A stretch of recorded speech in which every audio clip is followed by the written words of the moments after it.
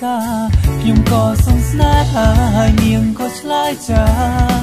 អារម្មណ៍នៃห้องឡើងឋានសួគ៌ក្រោយស្រឡាញ់គ្នាណាស់ជួនច្រើនដងប៉ុន្តែនួនល្អងអូនថារវល់ក្នុងចិត្តបងសែនខ្វាយខ្វល់បានឲ្យទៅជួបនេះមុល